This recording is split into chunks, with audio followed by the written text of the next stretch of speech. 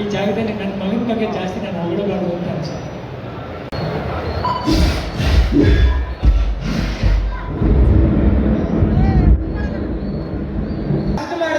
ಅದೇ ನಮ್ಮ ದೊಡ್ಡ ಜವಾಬ್ದಾರಿ. ಈ ಕಾರ್ಯಕ್ರಮ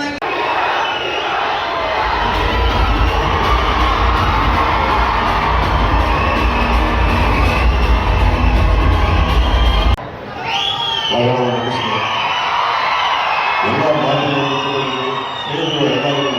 ನಮ್ಮಿಂದಲೂ ತಪ್ಪಾಗಿದೆ. ನೀವೆಲ್ಲ ನಿಂತ್ಕೊಂಡು ಹೇಳ್ತಾ ಇದ್ದೀರ ಸುದೀಪ್ ಸರ್ ಬಂದಿದ್ದಾರೆ ಪ್ರೋತ್ಸಾಹ. ನಾನು ಎಷ್ಟು ಫೇಲ್ಯೂರ್ಸ್ ನಾನು ಕೊಟ್ಟಿಲ್ಲ ಲೈಫಲ್ಲಿ, ಬಟ್ ಅದು that is not defining you. Okay A P ಮಾರ್ಟಿನಿಗೆ ಒಳ್ಳೇದಾಗಲಿ, ಆರಾಮಾಗಿರಲಿ. ಕನ್ನಡ ಇಂಡಸ್ಟ್ರಿ ಬಹಳ ದೊಡ್ಡದು ಮೇಡಮ್. ಕನ್ನಡ ಚಿತ್ರರಂಗ ದೊಡ್ಡದು, ಕರ್ನಾಟಕ ದೊಡ್ಡದು. ಇಲ್ಲಿ ಇವತ್ತಿನ ಸೇರಿದ್ದೀರ, ಇದ್ರ ಹೆಸರೇನು?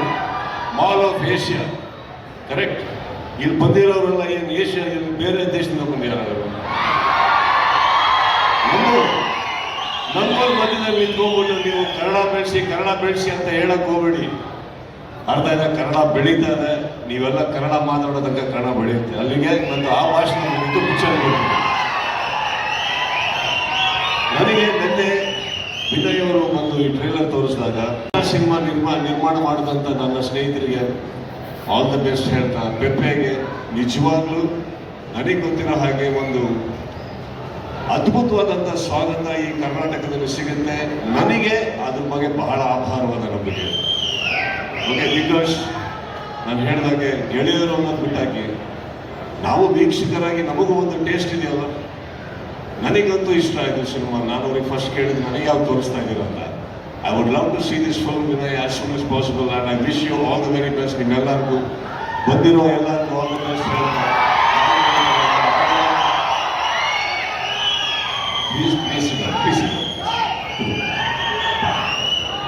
ಅವರು ನಮ್ಮ ಸರೋವರ್ ಬೋಟ್ನಲ್ಲಿ ಶೂಟಿಂಗ್ ಮಾಡ್ತಾ ಇದ್ರು ಬಂದು. ಅವಾಗ ನಾವು ಅವತ್ತಿಗೆ ಅವರು ಏನೇನು ಕನ್ಸ್ಕೊಂಡಿದ್ರು, ಒಬ್ಬ ನಟನಾಗಿ ಏನೇನು ಮಾಡಬೇಕು ಅಂತ ಇದ್ರು. ಅಣ್ಣ ನಿಮ್ಮಿಬ್ಬರು ಮಕ್ಕಳ ಮೂಲಕ ಅದಷ್ಟು ಈಡೇರಲಿ ಅಂತ ಹೇಳ್ತಾ ಕರ್ಸಿದ್ದಕ್ಕೆ ಧನ್ಯವಾದಗಳು ಹೇಳ್ತಾ, ನಿಮ್ಮೆಲ್ಲರಿಗೂ ಮತ್ತೊಮ್ಮೆ ನನ್ನ ಪ್ರೀತಿಯನ್ನು ಹೇಳ್ತಾ ಕರ್ಸಿದ್ದಕ್ಕೆ ಎಲ್ಲ ಚಿತ್ರರಂಗನೂ ನಮ್ಮ ಲೈಫಿಗೂ ಡಿಫ್ರೆಂಟ್ ಅಲ್ಲ. ನಿಮಗೂ ಹೇಳ್ತಾ ಇದ್ದೀನಿ, ನಮ್ಮ ಸ್ನೇಹಿತರ ಎ ಪಿ ಅರ್ಜುನ್ ಸೋಲೋದೇ ಗೆಲ್ಲೋದಕ್ಕೆ.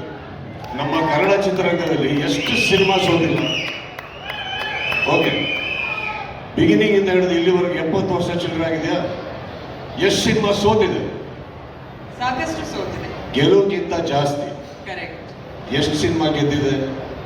ಆದರೆ ಕನ್ನಡ ಚಿತ್ರರಂಗ ಎಷ್ಟು ದೃಢವಾಗಿ ನಿಂತಿದೆ. ನಾವು ಇಲ್ಲಿ ನಿಂತ್ಕೊಂಡ್ಬಿಟ್ಟು ಸೋಲ್ತಾ ಇದೆ, ಗೆಲ್ಸಿ ಅಂತ ಕರ್ನಾಟಕದ ನಿಂತ್ಕೊಂಡು ನಮ್ಮ ಕನ್ನಡ ಜನತೆ ಕೇಳೋದೇ ಮೊದಲನೇ ತಪ್ಪು. ನೀವು ಕೆಲಸ ಮಾಡಿ, ನಮ್ಮ ಜನನ ನಂಬಿ, ನಮ್ಮ ಭಾಷೆನ ನಂಬಿ. ನೋಡಕ್ಕಾಗದೆ ಇರೋ ನೋಡೋದ್ ಬೇಡ, ನೋಡೋರಿಗೋಸ್ಕರ ಮಾಡಿ.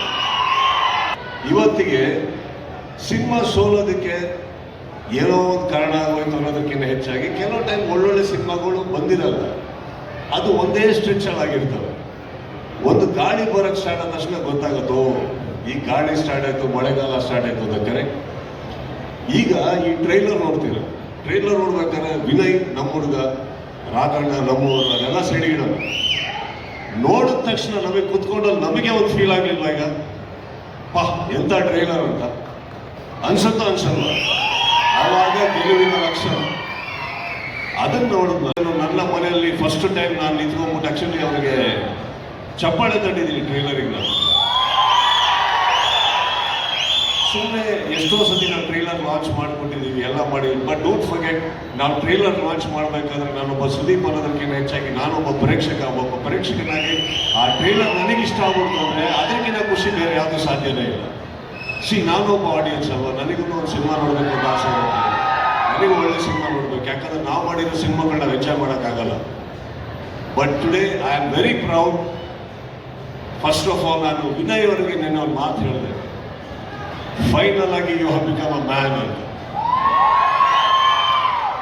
ಒಬ್ಬ ಚಾಕ್ಲೇಟ್ ಹುಡುಗ, ಪ್ರೀತಿ, ಲವ್ ಸ್ಟೋರಿ ಇಲ್ಲಿಂದ ಒಬ್ಬ ಯಾವಾಗ ಒಂದು ಅಡಲ್ಟ್ ಒಬ್ಬ ಗಂಡಸಾಗಿ ಒಂದು ಪರದೆ ಮೇಲೆ ಕಾಣಿಸ್ಕೊಂತಾನೋ ಅಲ್ಲಿ ಅವನ ಹೀರೋ ಆಗಿ ಒಂದು ಜರ್ನಿ ಒಂದು ಜನ್ಮ ಸ್ಟಾರ್ಟ್ ಆಗುತ್ತೆ. ಆ ಜರ್ನಿ ಸಿನಿಮಾದಿಂದ ವಿನಯವಾಗಿದ್ದರೆ ಖಂಡಿತವಾಗ್ಲೂ ನಂಬಿಕೆ ಇದೆ ನನಗೆ.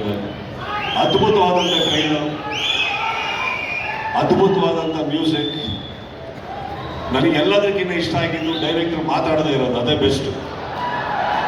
APR ಅಂತ ಬಂದ್ಬಿಟ್ಟು ತುಂಬ ಹೇಳ್ಬಿಟ್ರಲ್ಲ, ಅದಕ್ಕೆ ಅವ್ರಿಗೆ ಭಯ ಆಗೋದು ನಮ್ಮ ಗೆಳೆಯ. But Vinay, you done a great job. ನಿಮ್ಮನ್ನ ಈ ರೀತಿ ತೋರಿಸಿರುವಂಥ ನಿರ್ದೇಶಕ, ನಿಜವಾಗ್ಲೂ ಹೇಳ್ಬೇಕಂದ್ರೆ ಒಬ್ಬ ನಿರ್ದೇಶಕ ಕಲಾವಿದರನ್ನ ಪ್ರೀತಿಸಕ್ಕೆ ಶುರು ಮಾಡಿದ್ರೆ ಮಾತ್ರ ಒಂದು ಸಿನಿಮಾ ಚೆನ್ನಾಗಿ ಮೂಡ್ಬರಕ್ಕೆ ಸಾಧ್ಯ. ಅದನ್ನ ಅವರು ಬಹಳ ಚೆನ್ನಾಗಿ ಮಾಡಿದ್ದಾರೆ ಅಂತ ಬರ್ತಾ ಹೇಳ್ತಾರೆ. ಆ ನಿರ್ದೇಶಕರ ಕೆಲಸ ನನಗೆ ನಿಜವಾಗ್ಲೂ ಇಷ್ಟ ಆಯಿತು. ಎಲ್ಲದಕ್ಕಿಂತ ಹೆಚ್ಚಾಗಿ ಇವರು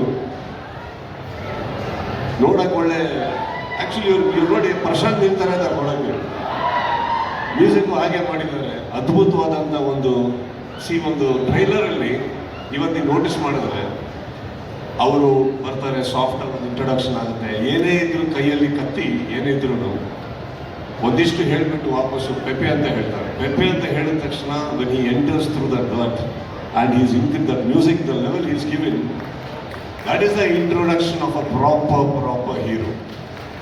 ಅದು ಅವರಿಗೆ ಫೀಲ್ ಆಗುತ್ತೆ. ಇದು ನಮ್ಮ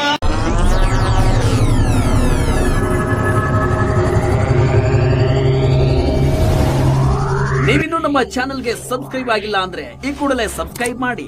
ಸಬ್ಸ್ಕ್ರೈಬ್ ಆದ ನಂತರ ಪಕ್ಕದಲ್ಲಿ ಕಾಣುವ ಬೆಲ್ ಐಕಾನ್ ಪ್ರೆಸ್ ಮಾಡಿ.